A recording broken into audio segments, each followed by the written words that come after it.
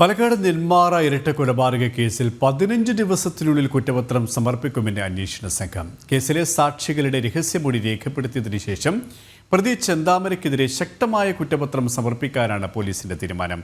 കേസിൽ നിർണായക വിവരങ്ങളടങ്ങുന്ന ശാസ്ത്രീയ തെളിവുകൾ ശേഖരിച്ചുവെന്നും പോലീസ് പറയുന്നു.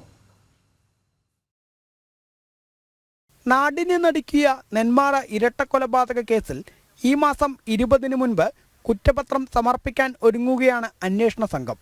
നിലവിൽ രഹസ്യമൊഴി രേഖപ്പെടുത്തൽ ആരംഭിച്ചിട്ടുണ്ട്. 100ഓളം സാക്ഷികളുള്ള കേസിൽ 8 പേരുടെ രഹസ്യമൊഴിയാണ് രേഖപ്പെടുത്തുന്നത്. കഴിഞ്ഞ ദിവസം 2 പേരുടെ മൊഴി രേഖപ്പെടുത്തിയിരുന്നു. ഇന്നും വരും ദിവസങ്ങളിലുമായി മറ്റുള്ളവരുടെയും മൊഴി രേഖപ്പെടുത്തും.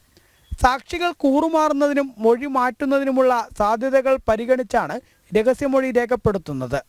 കേസിൽ ശക്തമായ ശാസ്ത്രീയ തെളിവുകൾ അന്വേഷണ സംഘത്തിന് ശേഖരിക്കാനായിട്ടുണ്ട്. സുധാകരൻ്റെയും അമ്മയുടെയും മരണത്തിൽ ഫോറൻസിക് റിപ്പോർട്ട് ലഭിച്ചിട്ടുണ്ട്. ഇത് കോടതിയിൽ നേരിട്ട് നൽകും. കഴിഞ്ഞ ജനുവരി 27-നാണ് പോത്തുണ്ടി ബോയൻ നഗർ സ്വദേശികളായ സുധാകരനെയും അമ്മ ലക്ഷ്മിയെയും പ്രതി ചെന്താമര വെട്ടിക്കൊലപ്പെടുത്തിയത്.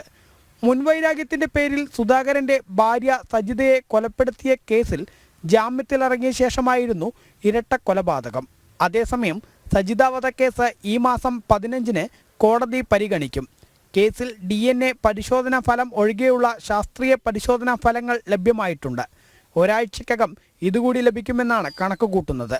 അങ്ങനെയെങ്കിൽ വിചാരണ നടപടികളും വൈകാതെ ആരംഭിക്കും. ജനം, പാലക്കാട്.